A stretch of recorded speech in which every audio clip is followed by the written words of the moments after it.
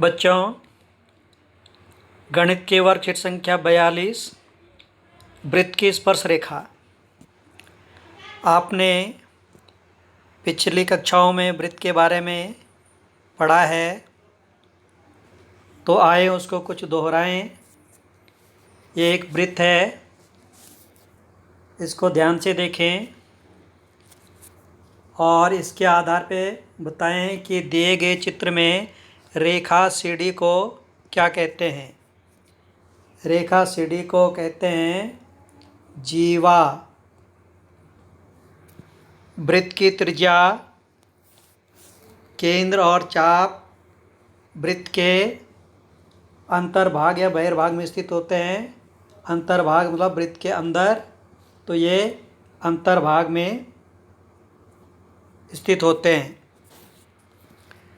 वृत्त का व्यास वृत्त की सबसे लंबी जीवा होती है। ये एक जीवा है। अगर ये जीवा वृत्त के व्यास से होकर के जाए तो ये सबसे लंबी जीवा होगी। ये भी जीवा उससे छोटी, ये भी उससे छोटी। तो जो केंद्र से होकर के जीवा नी जाती है वो व्यास से छोटी होगी, तो सबसे लंबी जीवा है वृत्त का व्यास। अब ये चित्र देखें। आकृति 1 में वृत्त के केंद्र से होते हुए वृत्त को 2 बिंदुओं पर छूता है। यह रेखाखंड वृत्त का व्यास है। इसमें देखें, केंद्र से होकर के एक रेखाखंड जा रहा है और वृत्त को 2 बिंदुओं पर, इस बिंदु पे और इस बिंदु पे छू रहा है, तो ये वृत्त का व्यास है। आकृति 2 देखें। आकृति 2 में रेखाखंड वृत्त के बाहर स्थित है तथा वृत्त को कहीं पर भी स्पर्श नहीं करता। इसमें देखें, ये रेखाखंड है और ये वृत्त के बाहर स्थित है, वृत्त को कहीं पर भी स्पर्श नहीं कर रहा है। आकृति 3 में देखो,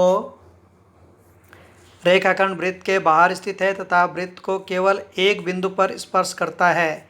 यह वृत्त की स्पर्श रेखा कहलाता है। ये रेखाखंड ए भी वृत्त के बाहर है और इस बिंदु पे स्पर्श कर रहा है वृत्त को, यानी टच कर रहा है। जिस बिंदु पर स्पर्श रेखा वृत्त को छूती है वह बिंदु स्पर्श बिंदु कहलाता है।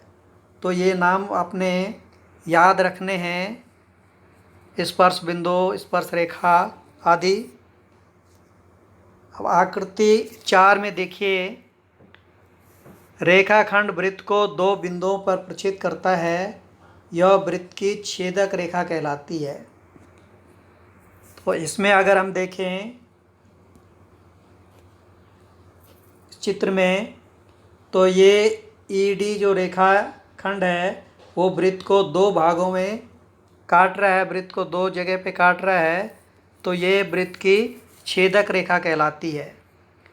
तो ये 4 स्थितियां हैं जिसमें रेखाखंड वृत्त को केंद्र से होकर जाता है और 2 बिंदुओं पर स्पर्श कर सकता है, वृत्त के बाहर स्थित हो सकता है और वृत्त को कहीं पर भी स्पर्श नहीं करता। तीसरा है, वृत्त के बाहर स्थित है लेकिन वृत्त को एक बिंदु पर स्पर्श करता है। और चौथी स्थिति है कि रेखाखंड वृत्त को 2 बिंदुओं पर प्रतिच्छेद करता है। अब देखिए, हम कह सकते हैं कि चित्र 3 में, जो चित्र 3 है इसमें ए बी जो रेखाखंड है, ये वृत्त की स्पर्श रेखा है और बिंदु P इसका स्पर्श बिंदु है। बिंदु P इसका स्पर्श बिंदु है। वृत्त की जीवा की छेदक रेखा से किस प्रकार भिन्न है? वृत्त की जो छेदक रेखा है वो स्पर्श रेखा से किस प्रकार भिन्न होती है? अब ये देखो स्थितियाँ, ये वृत्त की जीवाएं हैं और ये छेदक रेखाएं हैं। तो यहाँ पर आप ध्यान से देख सकते हैं कि वृत्त की जीवाएं वृत्त को 2 वृत्त के अंदर स्थित है और दो बिंदुओं पे जो है स्पर्श कर रही है, लेकिन छेदक रेखा है वृत्त को काट रही है, दो बिंदुओं पे काटते हुए आगे बढ़ रही है, तो ये छेदक रेखा है। अब वृत्त की छेदक रेखा, स्पर्श रेखा और जीवा में तुलना कि क्या एक एक अंतर या दो दो अंतर दोनों में, या क्या समानता है, यह हम इसमें देखें। जीवा वृत्त के अंदर स्थित होती है, छेदक रेखा वृत्त को प्रतिच्छेद करती है और स्पर्श रेखा वृत्त के बाहर स्थित होती है। दूसरा, वृत्त जीवा वृत्त को दो बिंदुओं पर छूती है, छेदक रेखा वृत्त को दो बिंदुओं पर प्रतिच्छेद करती है और स्पर्श रेखा वृत्त को केवल एक बिंदु पर छूती है, स्पर्श करती है। तीसरा है, केंद्र से होकर जा सकती है। जीवा जाती है और जा सकती में अंतर है, ध्यान रखें। जाती का है मतलब है कि केंद्र से होकर जाएगी ही जाएगी, लेकिन जा सकती का मतलब है केंद्र से होकर के जा भी सकती है और नहीं भी जा सकती है।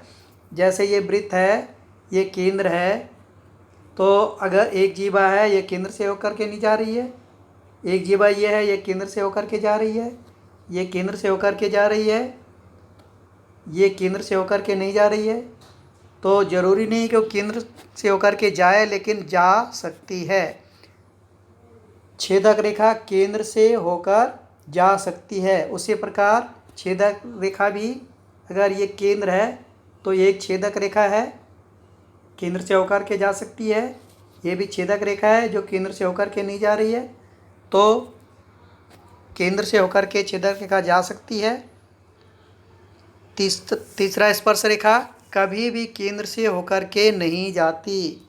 जो स्पर्श रेखा है, क्योंकि वो वृत्त के बाहर स्थित होती है, ये केंद्र है, तो कोई भी स्पर्श रेखा केंद्र से होकर के नहीं जाएगी। अगर वो केंद्र से होकर जाएगी तो वो छेदक रेखा बन जाएगी। अब इनका उत्तर दीजिए। वृत्त तथा वृत्त की स्पर्श रेखा के उभयनिष्ठ बिंदु को, यानी कॉमन बिंदु को क्या कहते हैं? स्पर्श बिंदु। आप एक वृत्त की कितनी स्पर्श रेखाएं खींच सकते हैं? एक वृत्त की जो है हम अनंत स्पर्श रेखाएं खींच सकते हैं। अगर एक ही वृत्त है, इस बिंदु पे हम स्पर्श रेखा खींच सकते हैं, इस बिंदु पे स्पर्श रेखा खींच सकते हैं, इस बिंदु स्पर्श रेखा खींच सकते हैं, तो एक वृत्त के ऊपर अनंत बिंदु होते हैं और हर बिंदु पे हम एक स्पर्श रेखा खींच सकते हैं। इसलिए एक वृत्त की अनंत या अनगिनत स्पर्श रेखाएं हो सकती है। सत्य या असत्य? वृत्त की छेदक रेखा एवं स्पर्श रेखा समांतर हो सकती है, हो सकती है या होती है, और हो सकती में फिर वही बता रहा हूँ अंतर है। अगर ये स्पर्श रेखा है, एक छेदक रेखा इसकी समांतर हो सकती है, ये भी एक छेदक रेखा है जो समांतर नहीं है, तो हो सकती है और नहीं भी हो सकती है। तो ये आज की वर्कशीट